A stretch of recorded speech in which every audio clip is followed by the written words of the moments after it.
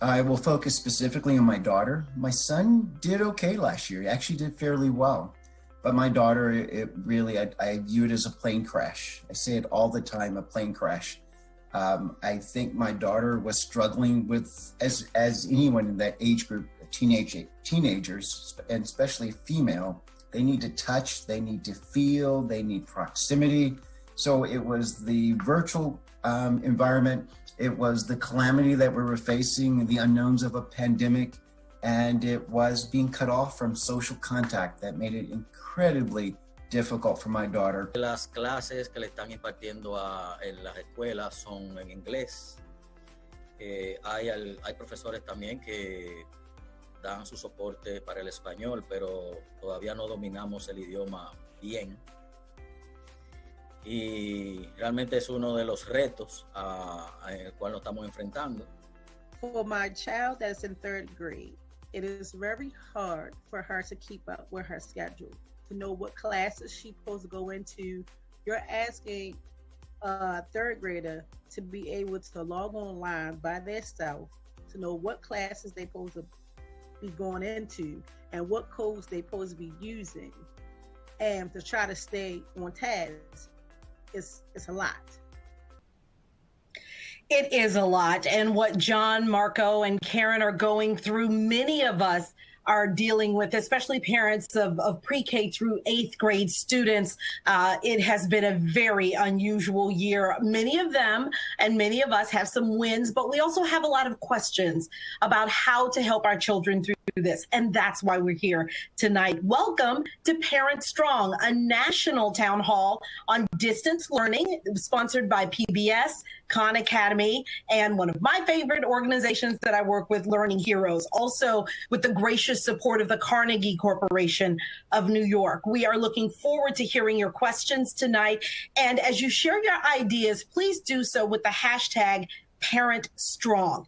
So to tell you a little bit about me, I'm Tracy Potts. I'm a national PTA board member and family engagement specialist, but most importantly, I'm a mom of 3, a grandmother of 2, and I have 3 distance learners at home right now. So I'm feeling exactly what many of you are feeling and have many of the same questions as well. The questions that you have really shaped this program for tonight. We have taken directly from the questions that you're asking and pulling in experts to answer those questions and to give you some tips and advice on how to help and how to support your students. Let's talk about what your priorities are, because these questions have given us a sense of what your 3 big priorities are. They are social emotional learning, especially during this time of distance learning. How to motivate your child during distance learning. That's a big one, no matter how old they are. And also how to help your child stay on track academically. So we brought in the experts to talk about those things specifically. Now, at the end of the hour, we're going to hear from Sal Khan of Khan Academy and Bib Hubbard of Learning Heroes. They're going to be answering some of your questions in real time. Now, obviously, we won't be able to get to all of your questions. What we want you to do is submit them in the chat. And those questions that we're not able to get to, a couple of things. We have a new resource guide that's coming out, sponsored by 25 organizations that may be able to help with some of your questions. And also, you'll get some responses from the National Teachers of the Year. So let's start with our first topic, social emotional learning. You're going to hear from PBS, which we all know and love, their Chief Programming Executive, Leslie Rotenberg, and Dr. Aisha White of PRIDE, which is a program, Positive Racial Identity Development in Education at the University of Pittsburgh. But first, let's hear from some more parents.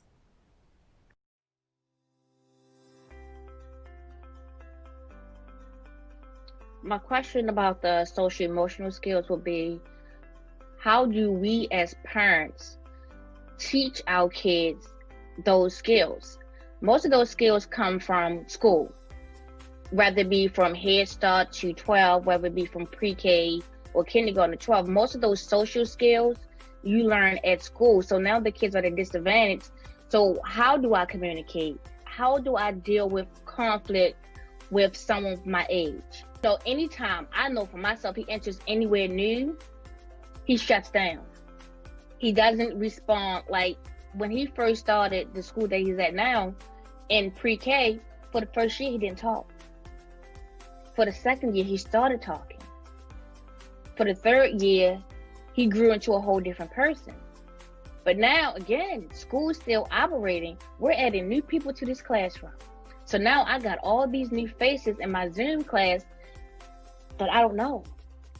So now I become a shell and I shut down. So that's hard for me. It's me, hey, you got to get up. Hey, you can't wear that blanket over top of your head because the class has to see your face. And that's hard for me to just watch him revert.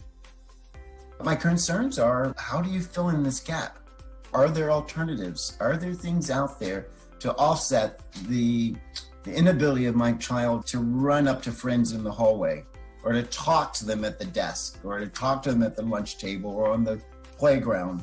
Those experiences are incredibly valuable, and my daughter really, really misses those. Hi, I'm Leslie from PBS. How do we as parents teach our kids social and emotional skills? How do we fill in this gap? Like Nanette and Jean, I know what it's like to worry about my children. I'm a parent too. I have 2 daughters, and when they were younger, there were many times when I felt like I didn't have the right tools or training and wasn't giving them what they needed. All these feelings of insecurity, and there wasn't even a pandemic. But I was wrong. Now that they're grown and thriving, I know that I was good enough and that I gave them what they needed most, unconditional love. We're here today to tell you that you are good enough, that you have everything you need to raise good human beings, starting with the love you feel for each of your kids and your belief in their possibilities. We know that you, parents today, are under unprecedented levels of stress and pressure.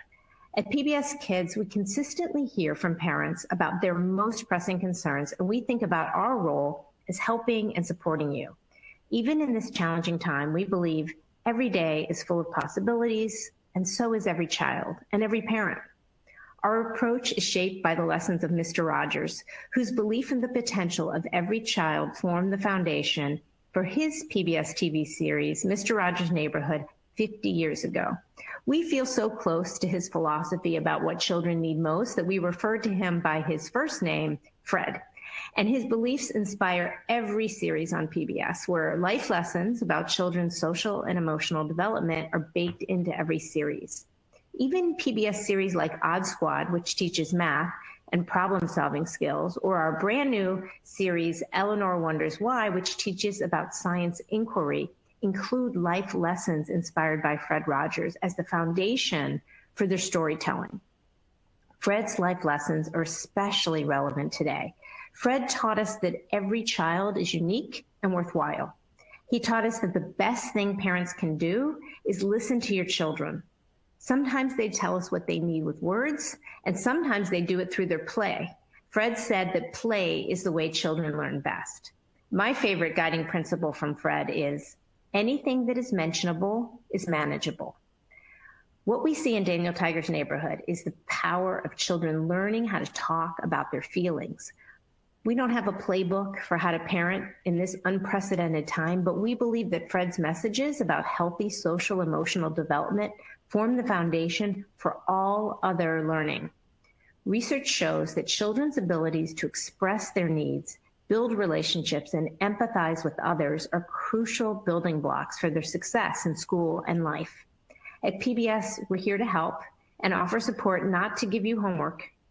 Based on our 50 years of research and experience working with families and teachers, we've identified simple ways to support your kids' learning during this school year, some of which you're probably already doing. I'm pleased to be joined today by Dr. Aisha White, who is an advisor on Daniel Tiger's Neighborhood and our upcoming PBS Kids Talk about Race and Racism special. Dr. White had the privilege of working with Fred Rogers earlier in her career and works with Fred Rogers Productions today. We're hearing from many parents about what they can do to help their kids during this unprecedented time. The question on this slide reflects what we've heard, especially from parents of young children. My child doesn't want to participate in distance learning. How can I help? Dr. White, can you draw on your history with Fred Rogers to share any lessons that are relevant to this parent and other parents struggling with this transition back to school? Yes, thank you, Leslie. And the thing that comes to mind for me right away is something that Fred used to say pretty often, and that is we can never really know what's going on inside a child. So, for example, if a child is acting out in pre-K, something could have happened a week ago, it could have happened yesterday or that very day. And I think what we should do is approach children with a sense of inquiry, trying to always find out what's really happening with them. There's a document that I used to share as the coordinator of the Mr. Rogers Neighborhood Child Care Partnership that was basically a synopsis of this show. So it described the show in detail, the goal of it, the content, and it said things like the Mr. Rogers Neighborhood program is repetitive, it's slow, it's predictable. And if you think about something like predictability and how important it is to children, these are not predictable times. And many parents probably could never have predicted how their children would respond and how their children would respond to a pandemic. And so if we take that approach of Fred's, that we use this sense of inquiry, then what we'll do is take a little more time to dig deeper and better understand what's happening with our children. And most importantly, show them that we're there to help, that we're concerned, and we're willing to use really important, comfortable words. And some that come to mind for me are, I feel terrible about what's happening today in our world. And I feel even worse that this is happening to you. How can I help? What can I do? What can we do together? And I think those words will go a long way to help children who are struggling. That's exactly right, Doctor. Fred Rogers was horrified when he saw people on TV throwing pies in each other's faces. He knew that media was really powerful, and he dedicated his career to using its power to build children's self-esteem. And that's exactly how we approach media at PBS. And every new technology tool that emerges, from tablets to voice-assisted technology, we ask ourselves, how can we use this tool to help children grow and develop? We know that parents today are overwhelmed. You're trying to balance your role as parents with the new demands imposed by this pandemic, including being a full-time caregiver, teacher, and playmate. But we believe that media can help parents. And I know what you're thinking, a PBS Kids person telling you to put your child in front of a screen. We know you may be concerned with your child's media, especially now. We hear you, and we agree that kids need to balance screen time with physical activity, with playing outside, and with playing with others. The way we approach media is to design it as a catalyst that could spark a child's curiosity and encourage off-screen learning and exploration. Our shows are designed to make kids want to go outside, to explore, to build, to read, to talk about their feelings. Exactly what Dr. White just said, to do all that away from the screen. We do this because research shows that kids learn more when they combine watching our shows with playing games, whether they're online or hands-on, so that they can practice what they're learning. We know the kids can learn from media, but what they learn depends very much on the media you choose, on who designed it and what lessons they take away. At PBS Kids, we go to great lengths to ensure our series are age-appropriate, fun, and educational. We start with the needs of today's kids, and then we work with educational advisors like Dr. White and world-class producers to develop the content that meets those needs. A learning framework is at the core of every one of our curriculum areas. For social emotional learning, for example, we build learning goals around skills like emotional competence, social competence, and character development. Our producers develop stories that model empathy, honesty, self-confidence, and more. And throughout this process, we test our approach with kids, and we work with experts like Dr. White to ensure that it's developmentally appropriate and that it's achieving its goals. While we know media can help, parents today are concerned about too much screen time. The question you see on this slide captures what we hear most from parents. I'm worried about the amount of screen time my child is getting, especially now that school is taking place on a screen. How can I tell if it's too much? Dr. White, can you address this parent's question about screen time and talk about your experience helping parents to make media more meaningful? Yes, so I would start by saying that all screens are not created equal. You alluded a little just now, Leslie, to the the work and the care that goes into PBS programs, and the same definitely applies to Daniel Tiger's Neighborhood, where the producers and the writers spend months making sure that everything is appropriate in the message that children get. But I'd also like to go to also again to a quote from Fred. And what he said was, the most important things happen after the television is turned off. And I think that the message that we get from that is that the learning, the conversations, the dialogue, the experiences that happen outside of television are the ones that are the most. I think that if we shift our approach to screens in that way, then there are all kinds of ways you can use it positively. And of course, too much screen time is unhealthy for anybody. But again, parents know their children best, and they know when it's time for them to get a break. But going back to Fred's words, if we take them to heart and we use that time away from the screen to talk to children, to ask them about what they have watched, to ask them what they think about it, what they feel, how they feel about it. And then that can sort of change the focus to what's really important. And that's what's happening with parents and children together. I would add also that using picture books is a great way to extend the learning that happens on television. And it's also just at its base and a wonderful experience for children to have with their parents. Dr. White, you talked about using books. You also talked about the importance of conversations, and I want to share a little bit of research on that now. There's a study by Texas Tech on the series Daniel Tiger's Neighborhood, and it showed that while kids did learn from just watching the series, that learning increased when their parents talked to their kids about the show. So you're probably thinking, oh no, not another thing I have to do. Now you're telling me I actually have to watch the programs with my kids. Well, we do encourage co-viewing because we know it's really beneficial for kids. But if it's something you can't find time for, do not worry. We know how busy you are. We know how many demands there are on your time, and that not everyone has the time to sit and watch an episode with their child. There's still really simple ways that you can engage with your child to help them learn, whether they're in school or in a hybrid learning model or at home. And it can be as simple as knowing, for instance, that in every episode of Daniel Tiger's Neighborhood, Daniel is learning a specific social emotional lesson and experiencing some kind of feeling or emotion. Even if you didn't watch that episode with your child, you can always ask, what did Daniel do today? How did he feel? Can you tell me about a time when you felt that way? We actually have a conversation guide for this very thing on pbskidsforparents.org. You can find links to that and some of our other free resources on the Parent Strong resource guide. Now, many parents have reached out with questions about how to help their kids express emotions. Like Katja, who's featured on this slide, she asked, how do I make sure that my child is able to convey his emotions and thoughts about his experiences in a way that is understandable? Dr. White, can you address Katja's question about helping kids convey emotions and also share your thoughts on the importance of regular talks between parents and kids?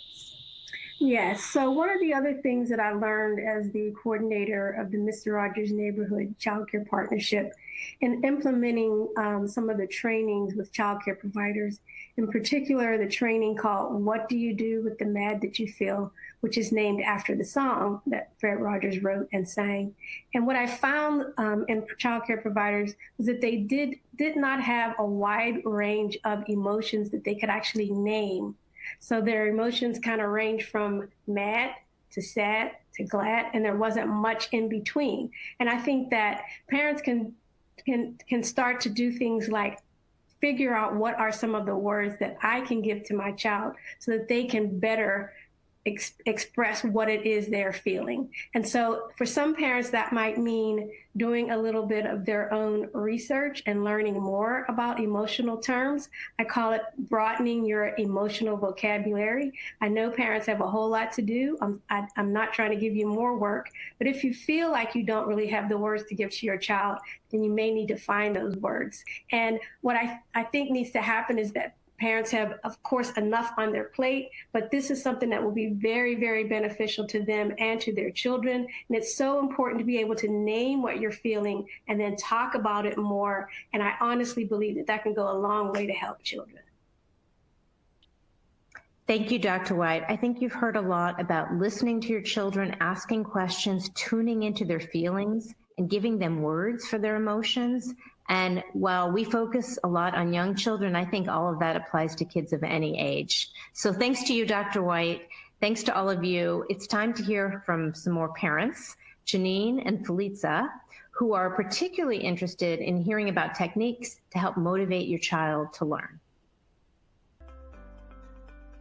My son doesn't take it seriously sometimes because he disconnects from the session, from the content of the class. So I would like to know how, as parents, we can help them to understand that they need to be there and do what they need to do because they need to complete their year even if they are online. My question is, how do we intrinsically motivate children that are struggling right now, high-performing students that are struggling with being motivated because school just doesn't feel like school? Thank you, Janine. Thank you, Felicia. And thank you so much, Leslie and Dr. White, for those great tips from PBS.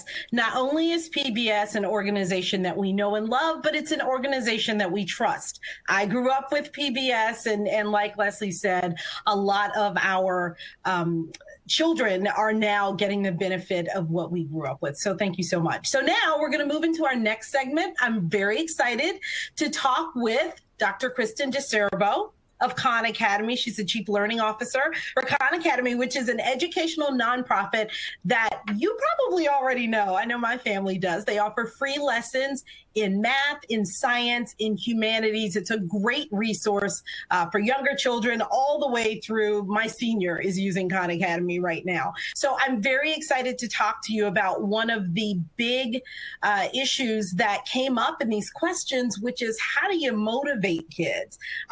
Kristen, I know you started as a school psychologist. You've got a background in educational research and learning science. There's a whole science around how our kids learn, and using that to really improve student-teacher engagement. I'm a family engagement specialist, so this really speaks to me. So we've had a lot of parent questions about how to motivate your children, and I would love to walk through them with you. So you ready? Let's get started. That sounds great. Let's go. All right, sounds good. So question number one, this comes from Paula in Big Lake, Alaska, with a second and a fourth grader, and also Joyce from Santa Fe, New Mexico, with an eighth grader. The question is, Kristen, how do I keep my children excited about education?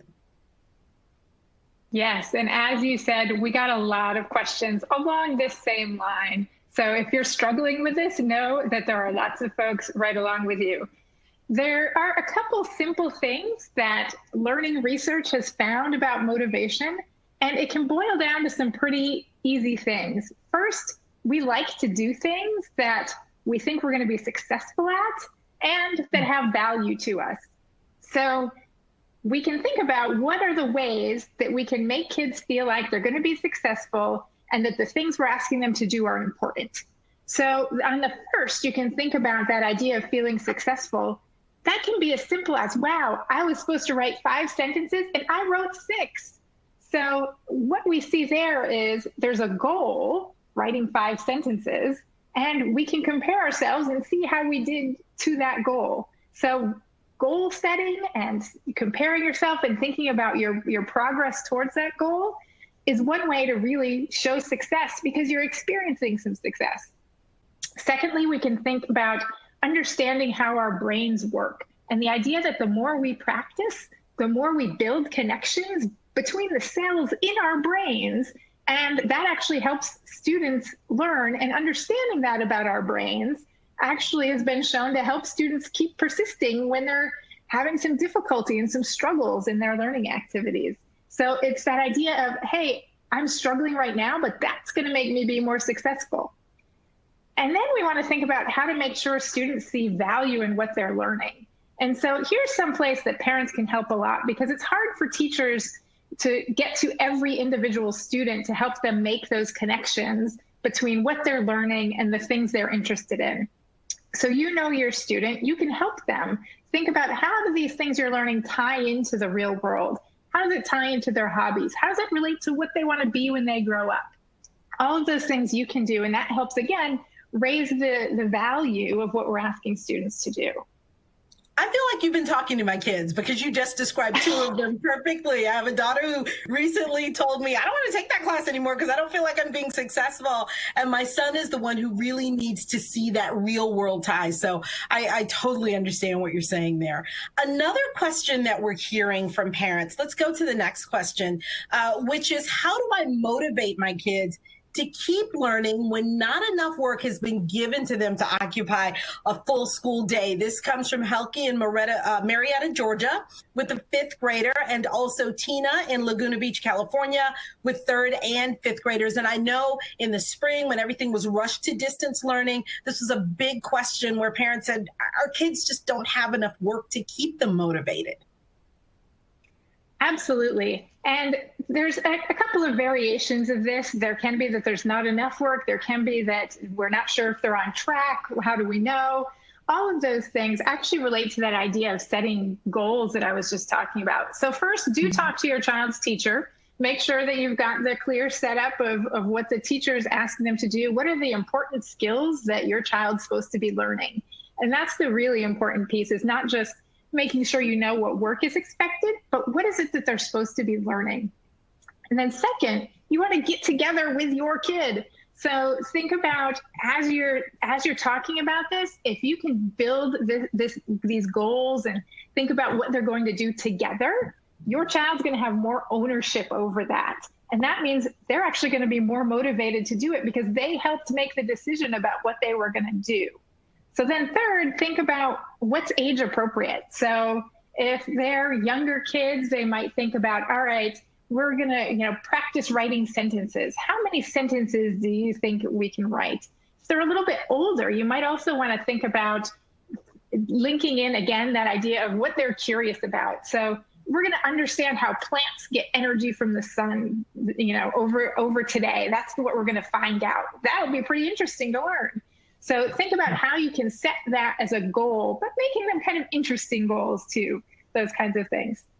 Yeah, and absolutely. if they're really, and if they're really done, like they're done with the defined schoolwork, we can move from formal learning to more informal learning. Like, again, finding questions that are interesting to them and and teaching them how to find the answers. So let them explore, let them figure things out. How does pushing the pedal on your bike make that wheel move? Let them, make a mess with some building materials and some art materials. So all of those are important things. And finally, we know that some of you have children with some unique learning differences. And I do just want to give a shout out to some resources at understood.org. That's a partner organization in all of this, and they have some great resources for families too. Awesome. And you talked about those teacher conversations at the beginning. We know that those can be tough for parents sometimes. Actually, it was one of the first ways I was introduced to Learning Heroes, because they had some great resources to walk you through how to have those conversations. And then Khan Academy is such a great resource for the, that free time when you want to do what I call free learning, right? When you're learning about not necessarily what the school said you have to learn about, but the things that your kid is interested in. So great stuff there. I appreciate that. Yeah, we do have lots of different content that kids can learn new things. Absolutely. Absolutely. Well, let's go to the next slide. Another parent question about motivation. This comes from Shane in Middlebury, Vermont. Shane has a pre-K student, a 5th grader, and an 8th grader. So busy household there. And also Kim in Chicago, who has a little one, a kindergartner. What are some tips for maintaining a positive attitude? There's so much going on right now, Kristen, and we want to make sure that our kids keep a positive attitude about learning, right? Absolutely. And there are a lot of challenges. So the first thing that sometimes can, get in kids' way of having a positive attitude is being frustrated because they're stuck and they're stuck trying to do a math problem, or they don't know how to do this, or they don't know what to do next. So one thing you can do before they get into that is make a plan for what they should do when they get stuck.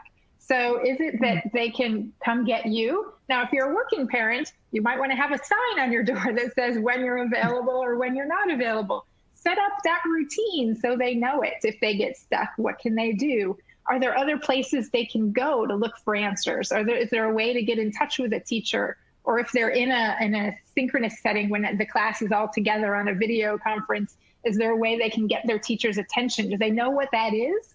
So find those ways so that maybe they can avoid getting into some of those negative emotions and frustration before they get there.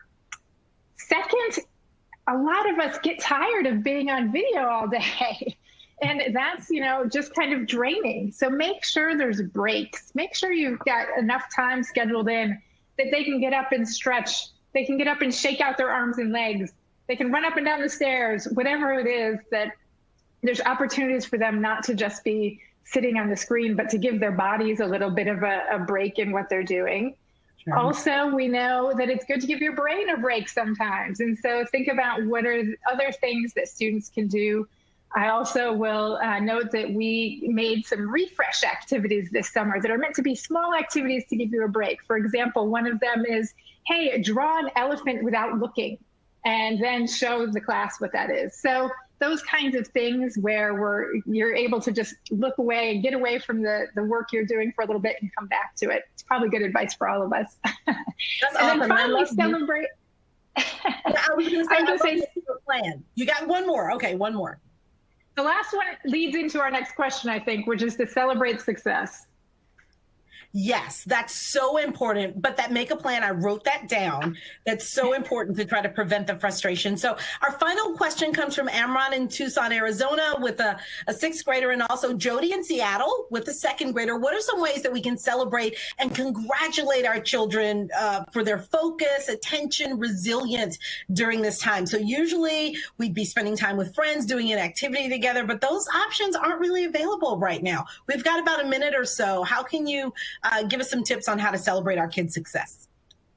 So first, you are doing great by celebrating things like effort and attention and resilience instead of just what the final result was. So good job on that already. Those are all good things to celebrate.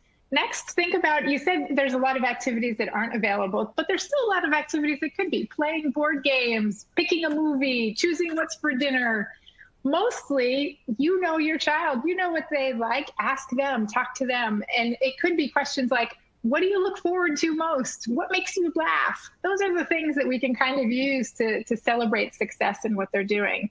And I hope that maybe this silver lining from some of this is actually building those more independent learners who can own their own learning and advocate for themselves and what they like. And that is the bottom line. It's been so great talking with you, Kristen. I wish we could do it for another hour, but we've got about 15 seconds. So I'm going to move on to the next segment. Thank you so much. We're going to hear now from Wendy Lopez Aflito, who is the Vice President of Content for Learning Heroes. Learning Heroes supports parents and guardians in their child's education and pushing for educational success. But before that, we're going to hear from another parent and a teacher.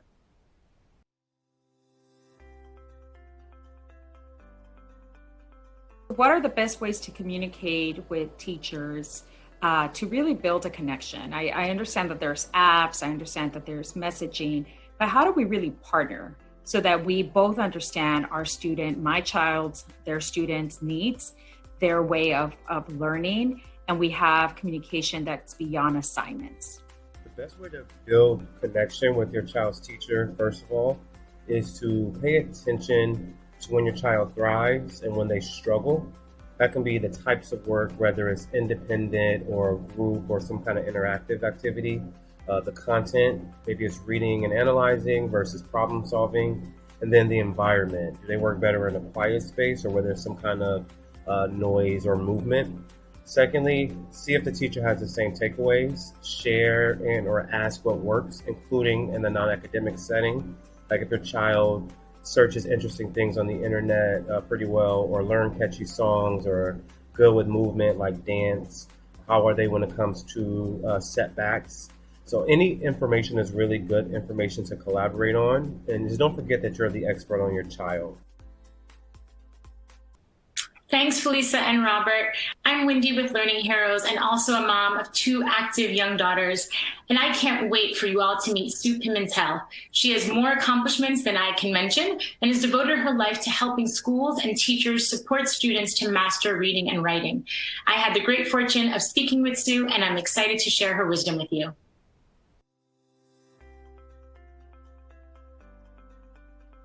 Sue, what's always been important is especially important now in order to raise strong readers. So this means, as Sal Khan has said, we need to do less in order to do more and do it better.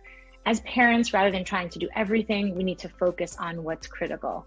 So can you share with us, what are your top 3 priorities when it comes to reading? What should parents be asking teachers? And most importantly, what can we as parents be doing at home?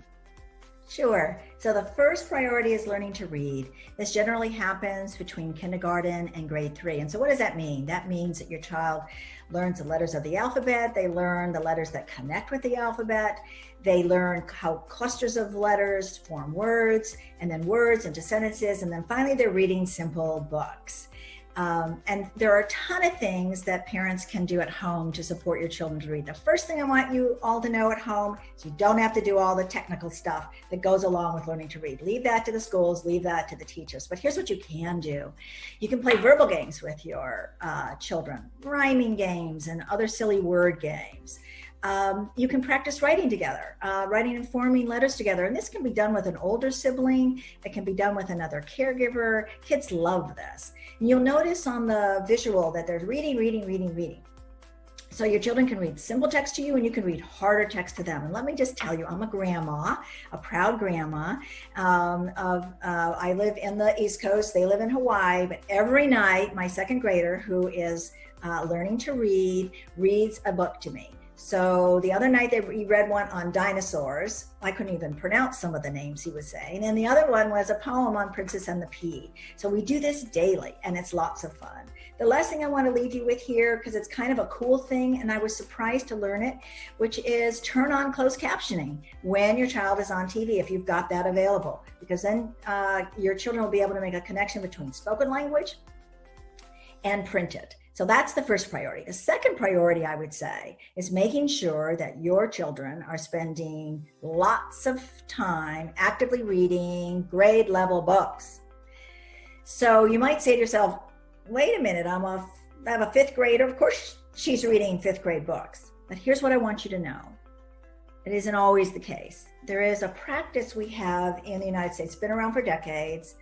It's changing, but you need to watch it. And that is that we give children a test, a reading test, we assign them a letter or a number, and we only allow them to read if the text is that hard. So I want to just show you, and you can see this up on the visual, a 5th grade reading. And if your child is relegated or has been limited somehow, and too many kids are, even though they can handle more, to a below level reader, look what happens. Look at the number of words they'll learn, many fewer, and look at the sophistication or the quality of the words. Again, imagine then if your child has been assigned to 5th grade reading below grade level, and they get this week after week after week after week for 40 some weeks, what happens? Where will they be vis-a-vis with their peers? It's not a good place. So, and I also want you to know about the studies that have been done. Many studies, study after study after study shows that all children, whether they're strong on their reading or they're still building their muscles on reading, with the right supports can access grade level, complex books. Then what happens when they do that? They gain in their vocabulary, they gain in their knowledge, they do better on tests, they grow in their confidence. So this is something that you want to press your children's teachers on. So what can you do at home? Well, the easy answer to that is read grade level text with your children. And this can be done, again, by any family member or friend. And try to do it on a daily basis, where you read and reread a book that perhaps your child has chosen. Here's what I want you to know. It's okay if it's a stretch text. It's okay, by that I mean that your child's looking at the text and it's one that they have to stretch to be able to understand. You need to let your child know that's perfectly okay. And then you can do different things with the text. You can read it aloud, point to the words as you read them and have your child follow along. And then you can move to other things like choral reading together, which is lots of fun, or echo reading. And the whole point here is to read and reread. Now, I wonder if people are asking the question, well, how do I know if this is grade level? Well, here's how you know. I included a chart below that you'll see on the visual, and it looks technical, but here's all you need to know about it. First, is that across the country, we have defined what it means to read at the 4th and 5th grade level, at the 6th to 8th grade level. So that is there for you. It's called the Lexile. There's other measures as well, but I provided you with the Lexile measure. So all you have to do when you ask the teacher, I need some grade level readings that my child will be interested in. What can that be? Then say, I want something within these Lexiles, or I want something within the M and V levels if they're a school that uses the letter designations, and insist on it. The third priority, which is lots of fun, and you'll have lots of fun with, parents will have lots of fun with, is building your child's knowledge. Now, here's what we know. We know that the more we know, the more words we know, the better able we are to read. So it's like having Velcro in the brain, where if you don't know, if you know something about the Mayan civilization and now you're going to read something about the Mayan civilization, it's like Velcro in the brain and it hooks on to the brain. And there are tons of things you can do as parents and grandparents to work with your kids on building knowledge. The first is everyday activities that are right around the house that you do probably every day. Cooking, making music, storytelling, going on walks, going on hikes in a park, all those. A second areas you will see, and there are several here on this visual, but the second is to go deep and to follow your child's interest on a topic. I know my own grandchildren in the last couple of months have been interested in wild horses, sharks, and the history of Legos. And so what do? We do some research together. We look online if that's available. We find some books on it, and then we showcase our learning by writing, and it can even be a poster. It doesn't even have to be anything in writing. So there are lots of fun ways to build our knowledge. Yes, I'm using a lot of these strategies with my kindergarten daughter. So we're reading a lot about planets, and she's even reading kid joke books, which really help us all. Sue, with the time that we have left, can we dig a little bit deeper? And can you tell us how parents can know if their child is on grade level? Meaning, like, what does that look like? And how can they support those grade level skills at home? Sure. So in reading, there are two key aspects to making sure your child is learning on grade level.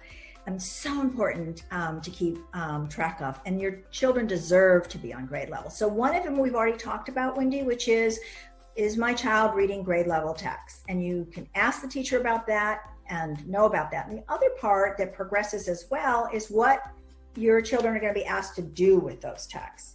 So if you look at this chart that shows a progression from grade 2 to grade 3, they're coming out in family guides, so they'll be available for parents if your child's in another grade. It'll all be there for you. And you can see, and I've underlined here, for the difference between grade 2 and grade 3. So you see there are some differences in the ability to decode, and decode just means translating letters into words and getting it pretty quickly so it's done smoothly. It means really just being able to read smoothly is what decoding means. And you can see the differences here between single syllables and multi-syllables words. Then there's one about writing complete sentences versus writing complete sentences with paragraphs. So if you're in grade 3 parent, and your child is reading grade 3 text, you want to know, what are they writing on? Where can I see the paragraphs they're writing on? And then you also want to ask, well, what can I do to help at home? Where does my child need support? And then about topics. What are they writing about? What are they reading about? What are they discussing? Because those are things I can also pick up on at home and work with my children on. Lots of fun.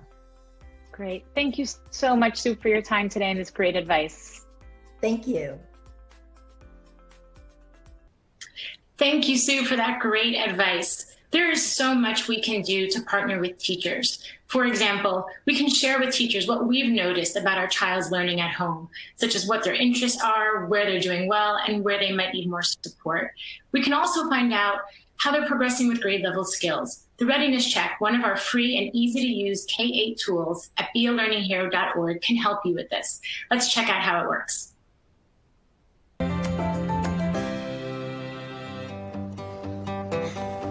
Want to know if your child is ready for school?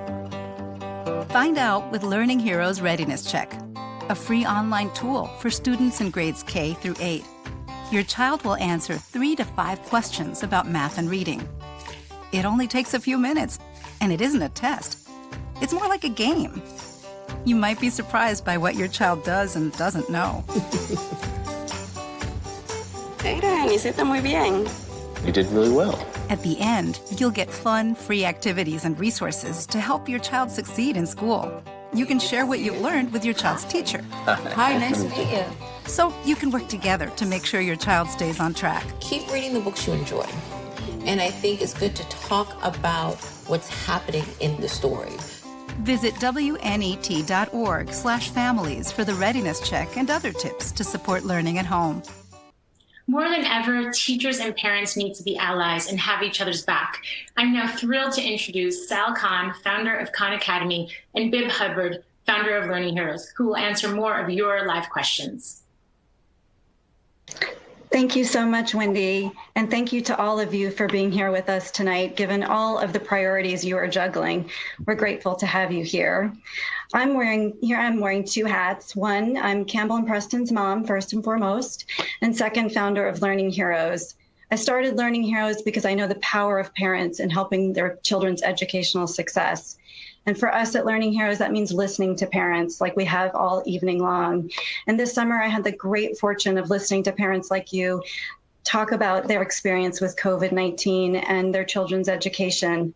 And while we each have our own very different story to tell, one thing is for certain, we all have lots and lots of questions. So with that, I'm super excited to be here with Sal Khan, founder and CEO of Khan Academy, to answer some more of your questions that have been coming in live throughout the program. Sal, good evening. It's so great to be here with you.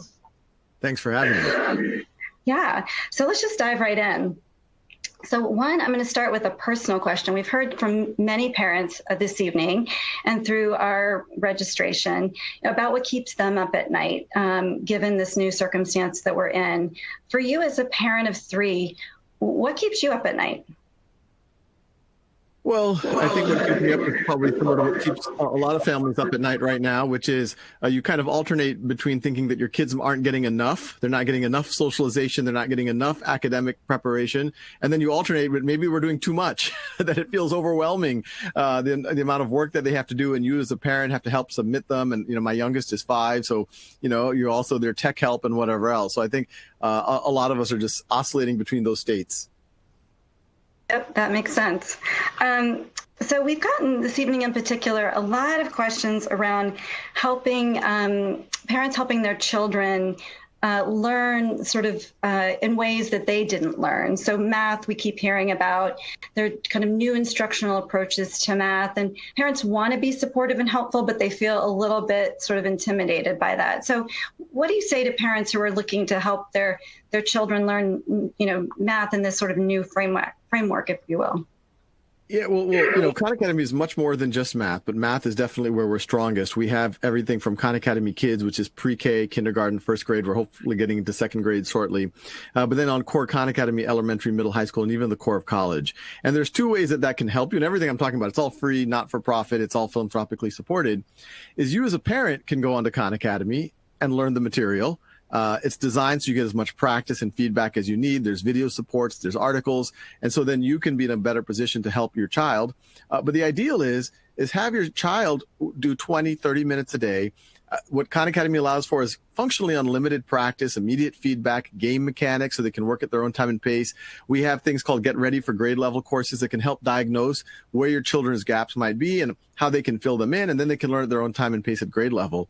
And if you as a parent sit next to them while they're learning, that becomes that much more powerful. Also, if your child sees you learning from across the dining table, that's pretty good modeling for them as well.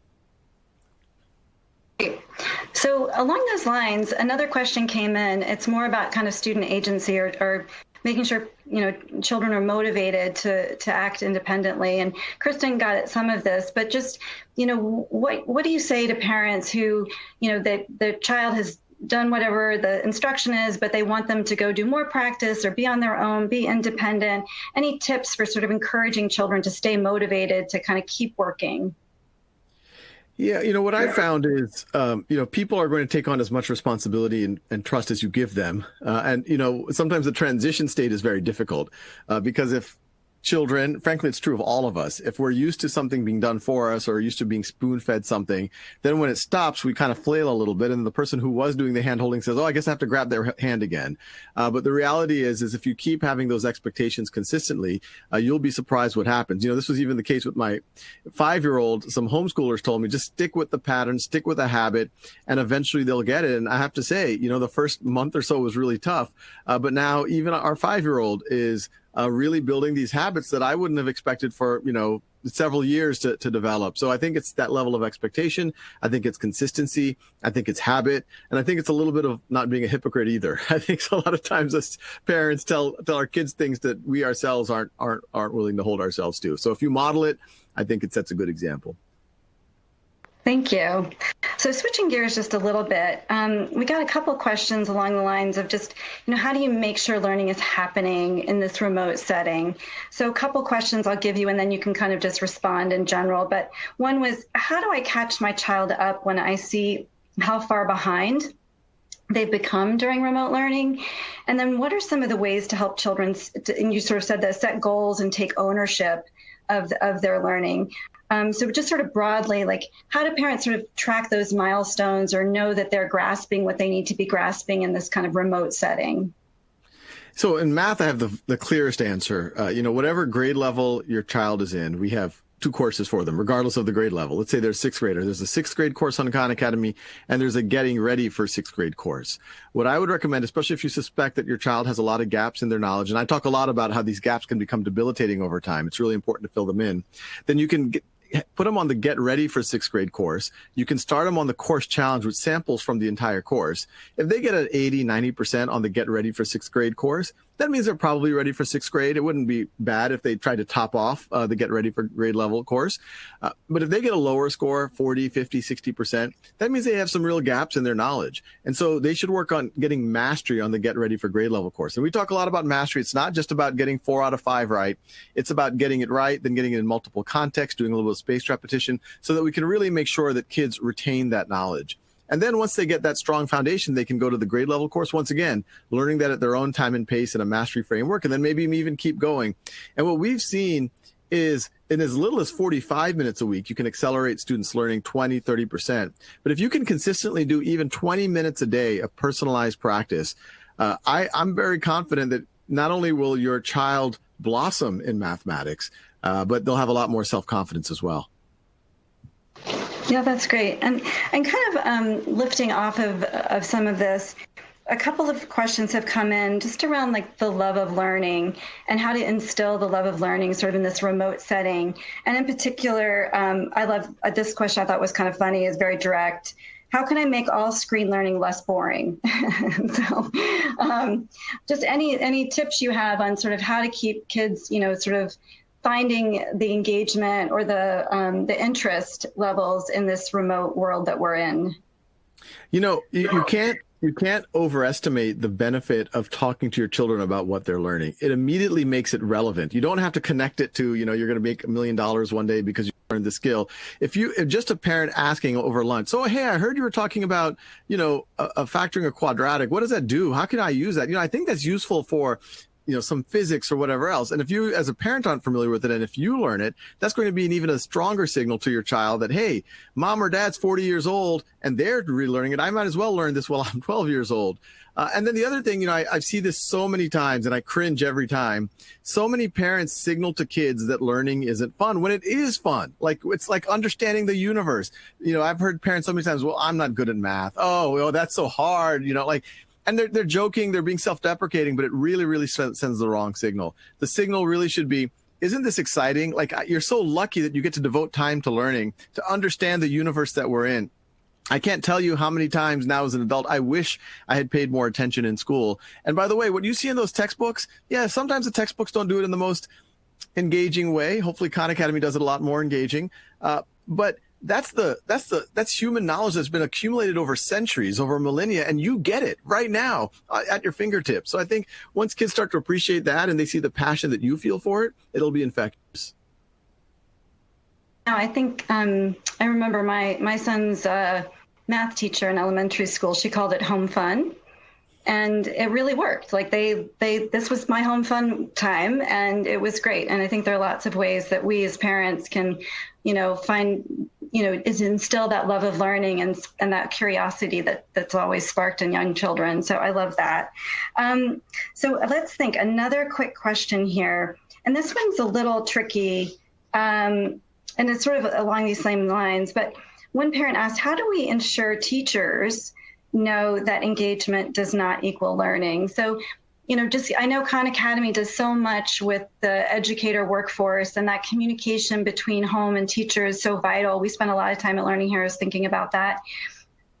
How do you, as you're talking with teachers, ensure that they're able to sort of, get to that mastery piece that you were just talking about?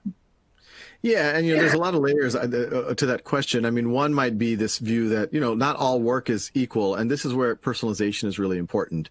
Where you can imagine, I think we've all had homework assignments where we're either lost or we found it incredibly easy. So in either of those cases, it's not that valuable. What's valuable is if you're able to do practice at your true learning edge. That's what all learning science will tell you. If and it's true if you're doing anything else. If you're practicing for basketball, if you've already got your free throw, no need to practice that. Maybe you have to practice your layup while someone else has to practice the free throw. And so one thing I would recommend is having conversations. And look, teachers, everyone is overwhelmed right now. So this isn't necessarily the time to go to your teacher and say, let's reboot and reimagine everything. Be very empathetic with the world that they're dealing with right now. But this is, because everything is being rebooted and being rethought from first principles because of COVID right now, it is an opportunity. It's like, hey, there's tools like Khan Academy. Maybe we can let students progress at their own time and pace. And that way you as the teacher will get more real-time data on which kids need the unblocking, which kids need the more focused intervention. Then you have a better shot of really reaching kids at their learning edge, which by definition, it tends to be more engaging. Sense. So we have time for one last question. With so much uncertainty surrounding us, what gives you hope? Yeah, and before I talk about silver linings, I'll be very clear. This is a very suboptimal situation. I am very worried about the digital divide, and even when you close the digital divide, there's 5 or 10% of kids that are just disengaged. So this is going to be a very tough year. And then there's anxiety in the air. There's mental health issues. Everyone is feeling it to some degree. But there are silver linings. You have people taking the digital divide at home more serious than ever. And I'm seeing philanthropists, districts, school districts, governments, corporations take this way more seriously than I've ever seen in my lifetime. So hopefully we get much closer to closing that. We're seeing a generation of teachers being thrown into the deep end of the pool with technology, which is not a comfortable experience. But as we go out of this year, I think some of the friction, some of the inertia is people will just be more comfortable. You have a generation of parents that are now more engaged with their kids' education than ever. And hopefully a lot of kids who've learned to have a little bit more agency over their learning. And the whole system has now thought more in terms of learning should not be bound by time or space. It's true right now, but hopefully it continues to be true post-COVID.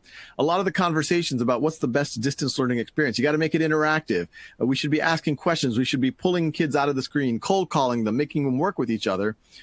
Those are the same best practices in a live classroom too, to make them optimally engaging. So hopefully some of that Socratic video conference, Zoom, whatever, actually ends up collaboration that we make the kids do actually carries on into the regular classroom. So definitely a lot of things to worry about, but fingers crossed there could be some silver linings.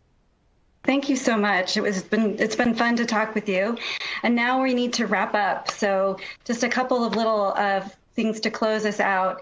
First, I want to thank the more than 20 organizations that contributed to making this event such a success. And together we've created a new resource page called the Parent Strong resource page on bealearninghero.org/Parent Strong. So hopefully you guys will go check that out. More resources will be added in the coming weeks. And in fact, we want to continue this conversation. So we've created a special place on the resource page called Ask a Teacher. So please come to Ask a Teacher and put your question in.